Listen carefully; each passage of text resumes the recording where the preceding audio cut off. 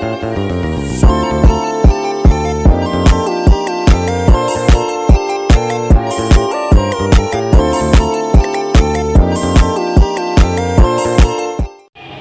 nama Tuhan. Shalom saudara-saudara sekalian. Kali ini perkenalkan, nama saya Adeline Marcella Doa, mahasiswi dari STT Rumah Murid Kristus, mengambil program studi teologi. Nah, pada saat ini saya akan membahas tentang administrasi gereja. Nah, apa itu gereja? Menurut Ronald Wayne, mendefinisikan gereja sebagai kumpulan orang-orang yang diselamatkan, orang-orang yang disebarkan untuk menginjili yang tersesat, orang-orang yang dikumpulkan untuk saling membangun, dan orang-orang yang dikelompokkan kembali dalam berbagai lembaga untuk melaksanakan pelayanan-pelayanan khusus. Nah, pengertian administrasi. Administrasi merujuk pada proses di mana perencanaan, perorganisasian, pengkoordinasian, pengarahan, dan pengawasan sumber daya untuk mencapai tujuan yang telah ditetapkan. Nah, dalam konteks umum, administrasi melibatkan manajemen dan pengelolaan sebagai aspek organisasi atau entitas, termasuk pengelolaan sumber daya manusia, keuangan, sarana, dan strategi operasional. Nah, jadi apa yang menjadi maksud dari administrasi gereja? Nah, administrasi gereja adalah proses di mana penyelenggaraan secara teratur kegiatan gereja melalui tahapan perencanaan, pelaksanaan, dan pengawasan untuk mencapai tujuan penginjilan, pembinaan, dan pelayanan sosial. Nah, lalu siapa yang melaksanakan atau menyelenggarakan administrasi gereja? Nah, administrasi gereja diselenggarakan oleh semua anggota gereja dan organisir oleh pemimpin gereja atau diorganisir oleh pemimpin gereja. Karena itu, selain memiliki kompetensi atau kemampuan rohani, pemimpin gereja perlu juga memiliki kompetensi kemampuan rohani. Nah, mengapa harus ada administrasi dalam gereja?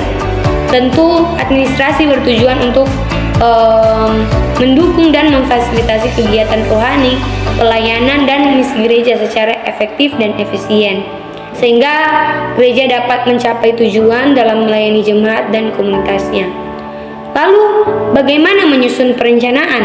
Nah, dalam menyusun perencanaan dalam administrasi gereja, kita dapat melakukan melalui jadwal pertemuan, pemilihan bahan-bahan kurikulum, daftar proyek dan pengurusannya, daftar topik diskusi atau tema khotbah, lalu kemudian daftar lokasi kegiatan, kemudian daftar pembagian tugas, penyusunan anggaran, dan rincian-rincian atau daftar-daftar lainnya.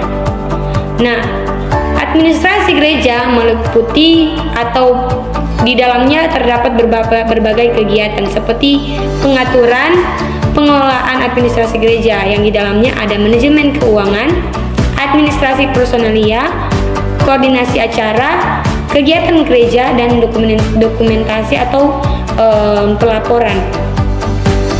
Oleh sebab itu, fungsi administrasi di dalam gereja